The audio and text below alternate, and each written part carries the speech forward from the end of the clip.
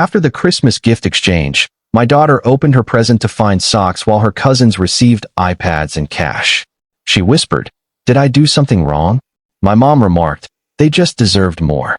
I forced a smile, collected our things, and we left. The next morning, they got a surprise that made them come running, panicking, pleading. My name's Katie. I'm 37, and I'm from a small town just outside of Knoxville, Tennessee. I work as a school secretary, and I'm the daughter no one brags about. Not the favorite. Not the one they save a seat for at the table. My parents, especially my mom, worship my older sister, Dana. She married into money.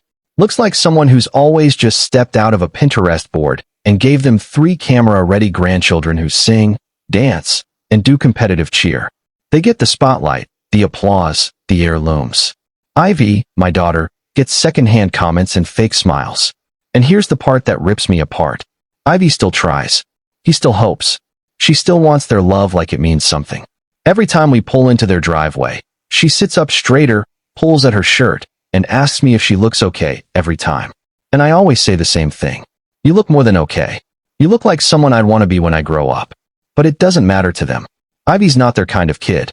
She's a little overweight, doesn't dance, doesn't sparkle.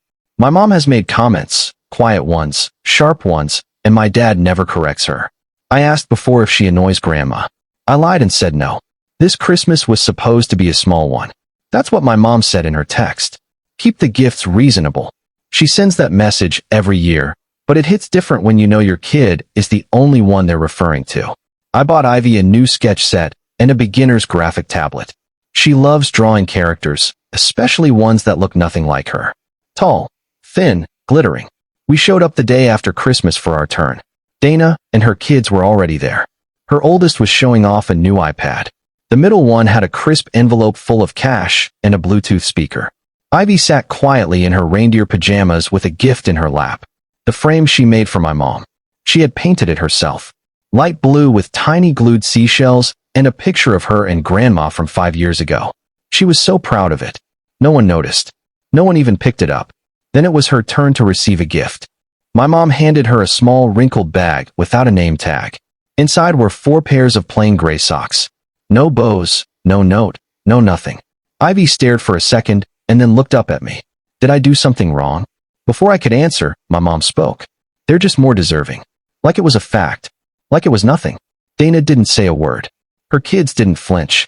My dad just reached for more hem like none of it had happened. Ivy folded the socks and tried to smile, but I saw it.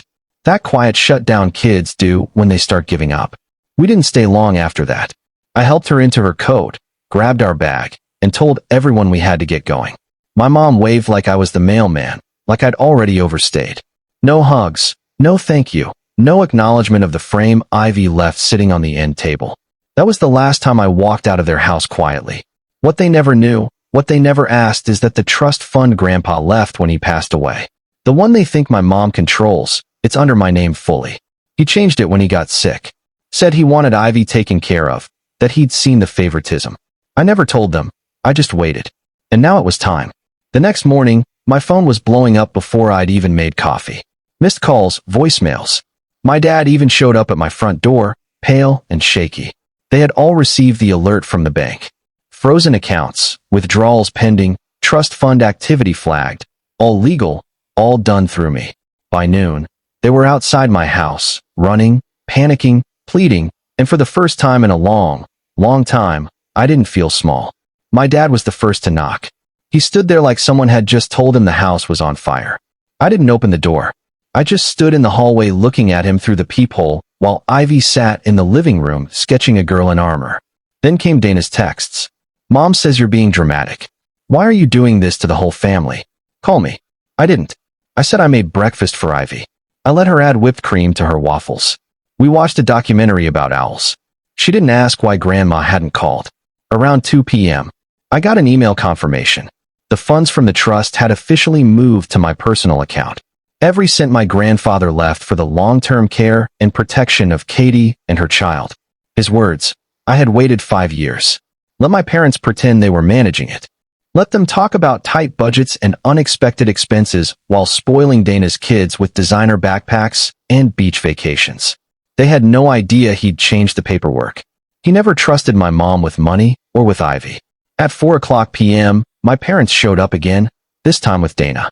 Ivy was upstairs, door closed, headphones on. I opened the door just enough for them to see my face. My mom didn't say hello. He launched straight in. What are you doing? That money wasn't supposed to be touched until Ivy turned 18. I reminded her that she wasn't listed on the trust, that her name was nowhere on it. That grandpa changed it after that trip to Florida, the one where Ivy came back sunburned and said she wasn't beach pretty like Lily.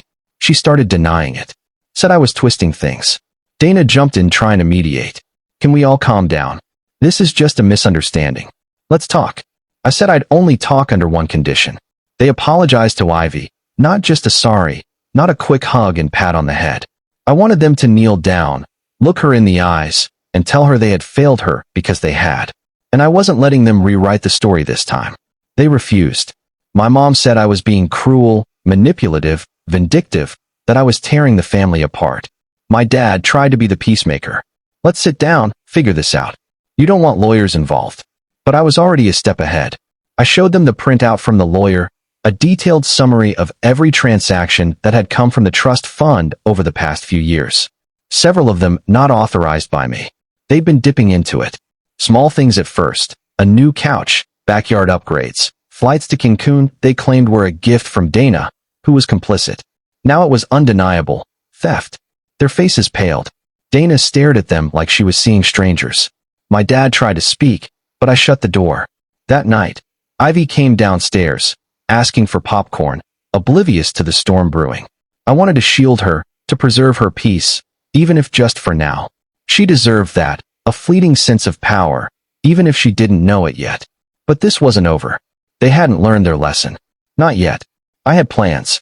This wasn't just about money anymore. It was about rewriting the story they thought they controlled. The next step, court papers.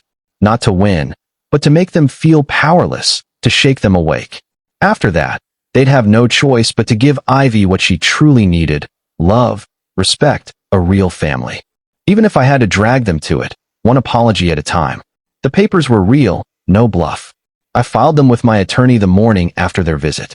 Grandpa's lawyer, still sharp as ever, didn't hesitate when I laid it out. Unauthorized withdrawals labeled as expenses for Dana's kids' gymnastics camp and my parents' outdoor kitchen. He called it financial misconduct at best, criminal trust abuse at worst. I didn't flinch. I had him prepare a packet, not to file yet, but to deliver to my parents and Dana. I wanted their names on paper next to terms like potential charges and formal investigation.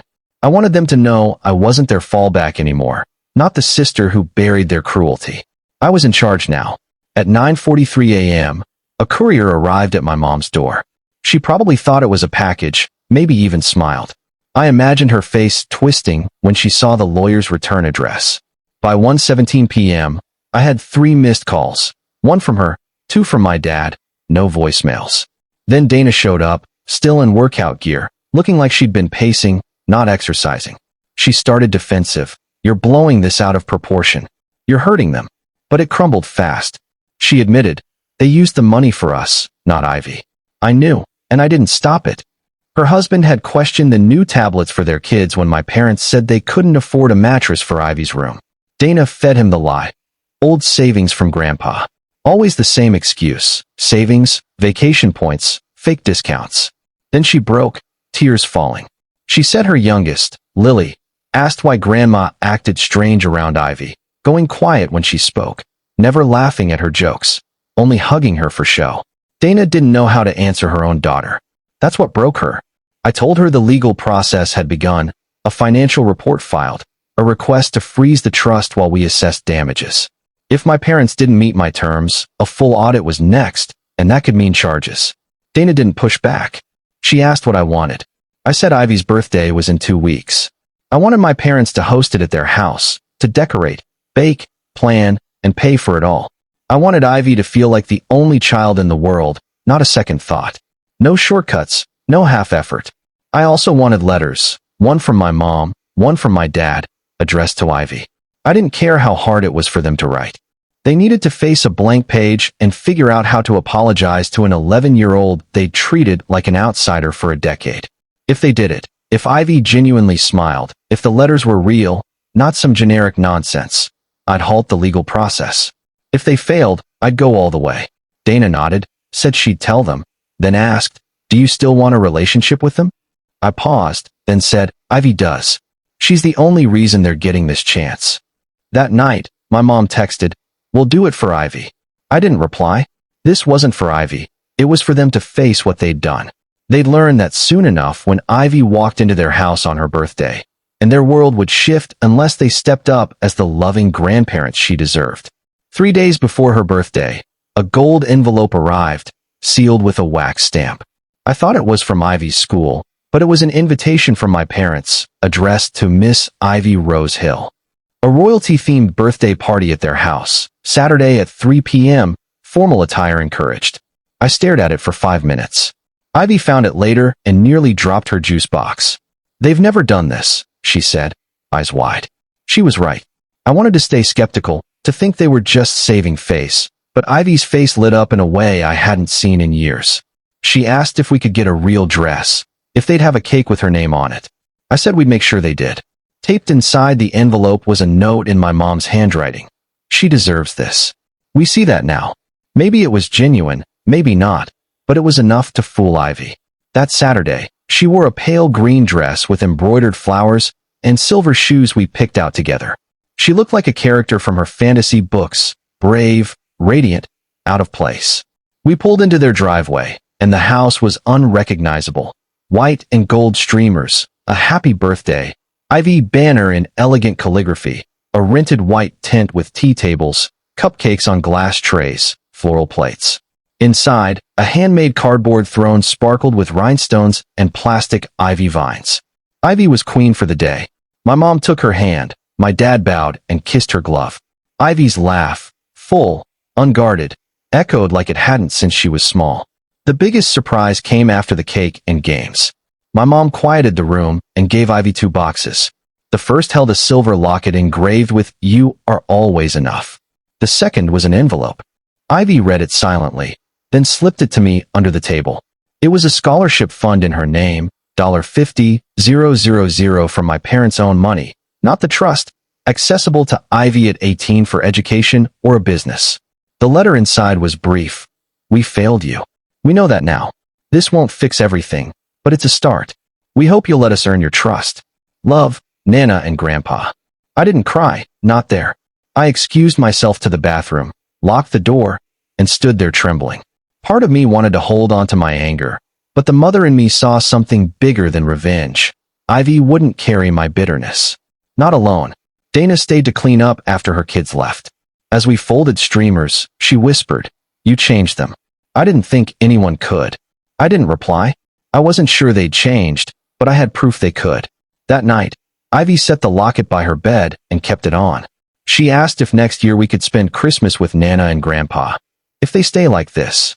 I smiled and said, "Maybe, but only if they remember who the real queen of this family is."